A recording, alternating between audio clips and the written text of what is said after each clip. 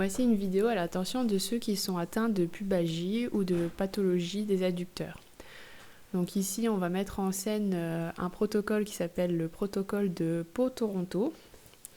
Celui-ci va permettre de travailler la stabilisation des muscles pelvitrocantériens.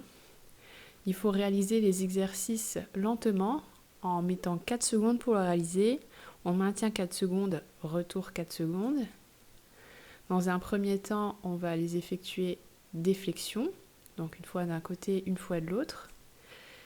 Et comme vous voyez, j'ai ma main sur le ventre et l'autre dans le dos pour bien regarder si ma charnière et mes abdos sont bien contractés. Le but, c'est qu'il n'y ait aucune compensation.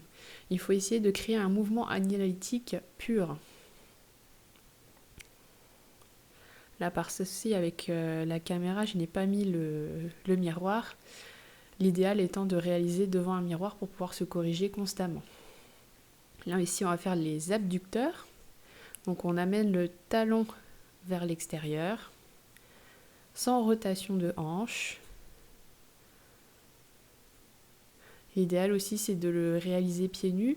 Sur le tapis, ici, c'est un petit peu plus compliqué, mais vous pouvez le faire également au sol. Là, je le réalise de profil.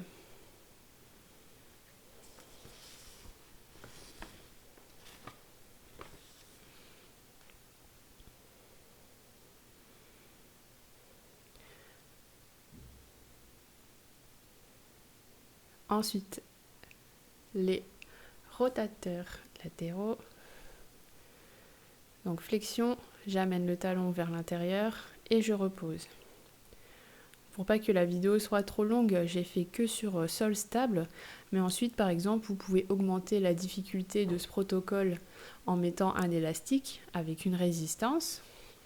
Les élastiques ils sont juste derrière sur la box, ou vous pouvez mettre sur un coussin un petit déstabilisateur, ou encore mieux sur un bosu.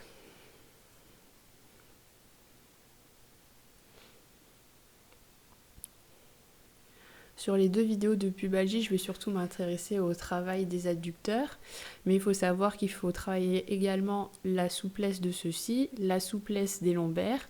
Donc par exemple, je vous renvoie aux vidéos d'étirement et de mobilisation de hanches.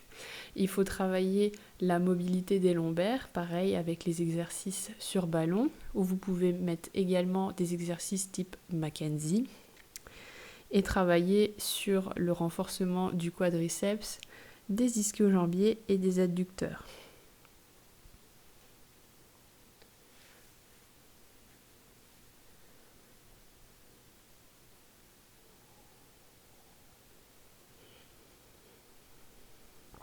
Voilà, 5 répétitions à chaque exercice. On peut faire également aussi sur plan stable et yeux fermés.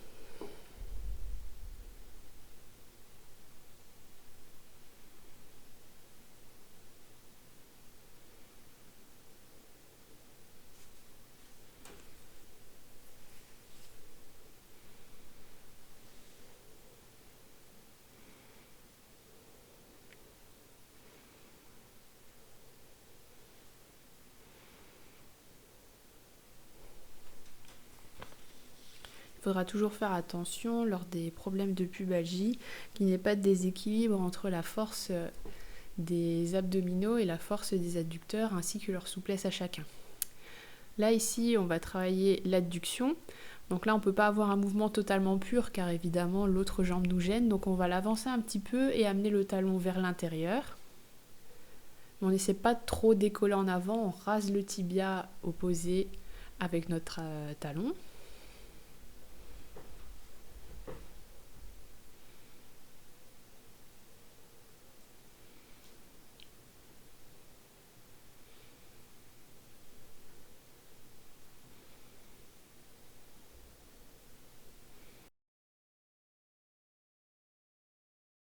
Ensuite, on va se placer sur tapis. On va commencer par travailler les patterns, les mouvements moteurs.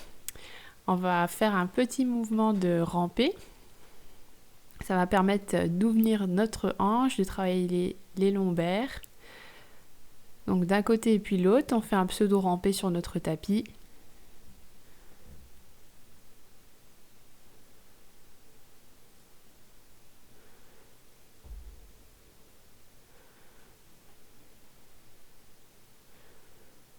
Donc c'est vraiment de toucher le coude et le genou.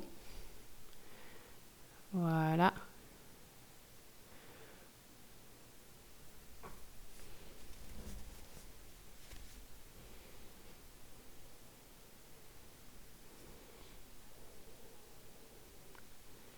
Ensuite, travail des adducteurs. Donc à l'aide d'un cerceau, vous pouvez prendre une balle si vous n'avez pas de cerceau. Les pieds écartés, largeur bassin. Travail en concentrique des adducteurs en resserrant le cerceau entre ses cuisses. Donc je souffle, je serre. Et j'inspire, j'écarte. Si vous ne voulez pas faire d'excentrique tout de suite sur les adducteurs, vous relâchez vivement. Sinon, vous freinez le retour et comme ça, vous aurez un travail en concentrique lors de l'aller de la contraction et en excentrique sur le retour. Tout dépend de votre état de cicatrisation et de la douleur à la contraction de votre pubalgie.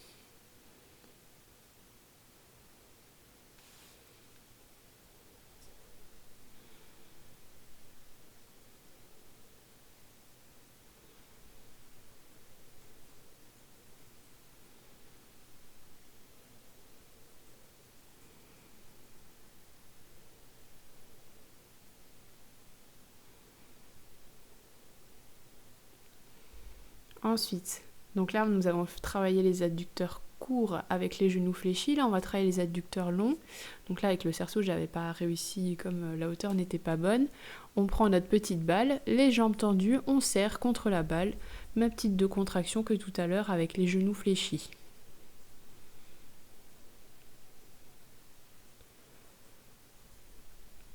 Pareil, lors de la contraction, je vous renvoie à la vidéo avec des abdominaux. On va essayer de contracter et de faire les mouvements de force en rentrant plutôt le ventre et en maintenant notre charnière lombaire bien stable et neutre selon notre courbure physiologique. Ici, il ne faut pas réaliser en force, car si vous réalisez en force, vous allez tirer encore plus sur l'anthèse, le niveau d'insertion des adducteurs sur la symphyse pubienne. Ensuite, on se met sur le côté. Soit on met la main devant la poitrine si c'est difficile, soit on la met sur la hanche si c'est facile, et vous décollez. Donc là, du coup, avec la jambe du dessous, vous poussez pour que la balle et la jambe du dessus se soulèvent. Donc c'est la jambe du dessous qui travaille.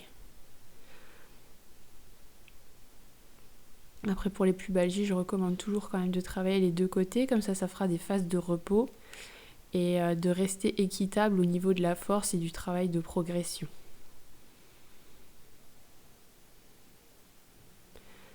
Là, avec le cerceau, donc on va mettre la jambe du dessous à l'intérieur du cerceau, la jambe du dessus à l'extérieur. Et on décolle la jambe du dessous.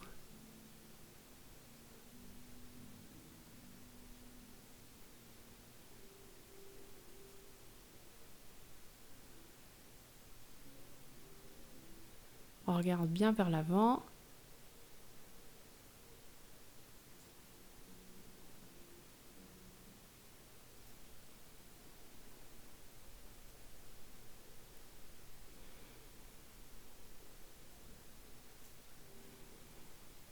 Là, on va mettre les deux chevilles à l'extérieur du cerceau et comme pour la balle, on soulève en appuyant vers le dessus.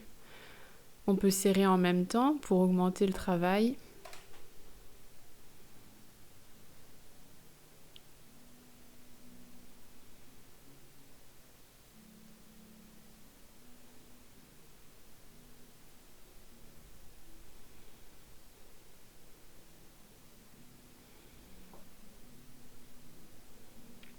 On souffle bien la montée.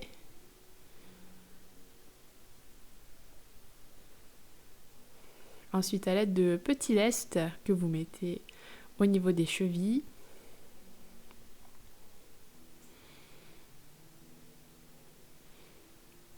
Je me suis trompée de côté. J'ai failli travailler les abducteurs au lieu des adducteurs. Donc là, c'est la jambe du dessous qui va travailler. Pareil, on se met sur le côté. Et voilà, on décolle la jambe. Donc si c'est trop difficile, on peut enlever le lest et ensuite on augmente la charge en le plaçant.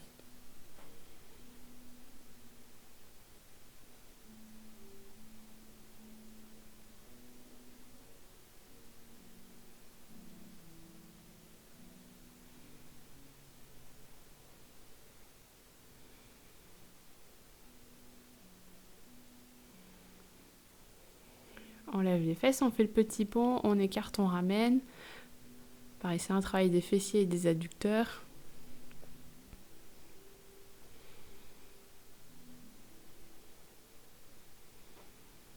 On peut augmenter également la résistance en mettant un élastique autour des cuisses.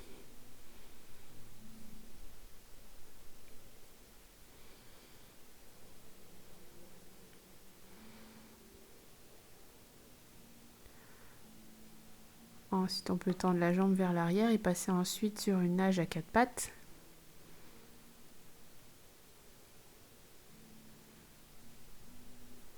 On garde la tête dans l'alignement du tronc, on regarde le sol. Toujours pareil, on maintient la courbure physiologique du dos, sans arrondir, sans trop la creuser.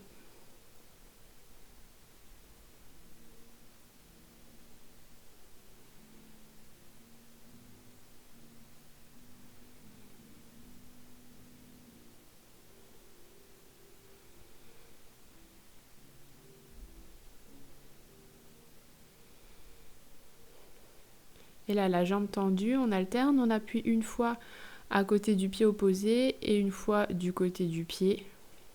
On l'amène vers l'intérieur, vers l'extérieur en faisant des petites oscillations.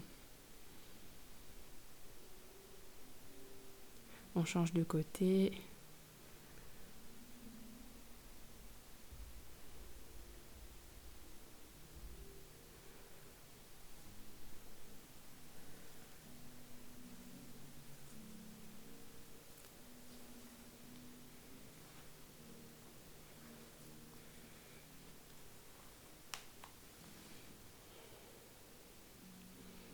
On reprend le cerceau entre les deux genoux et là on va faire le mouvement du pont mais en serrant le cerceau entre les deux genoux en même temps. On peut augmenter la difficulté en levant les mains vers le plafond.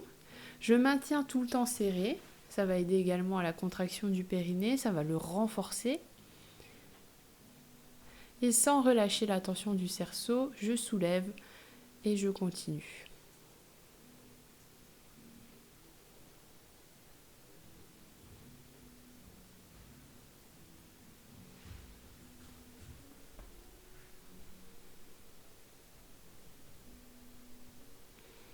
Ensuite, toujours le cerceau serré entre les deux cuisses. Là, cette fois-ci, je décolle le tronc. Je le décolle jusqu'aux pointes des omoplates. Et comme vous voyez, le menton est rentré et le ventre également est rentré. Il ne faut surtout pas amener les grands droits en contraction, plutôt le transverse, car effectivement, il va tirer sur la symphyse pubienne.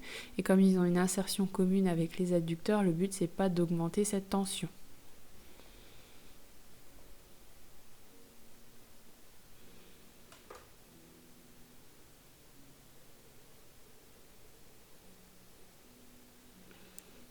Là, on va effectuer le mouvement du 100 avec la respiration pilates qui est expliquée dans la vidéo des abdominaux. On va effectuer des chaises renversées alternatives.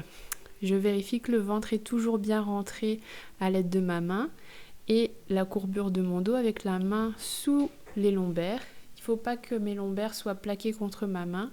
Il ne faut pas non plus qu'elles soient trop décollées de cette main. Je ralentis bien la descente.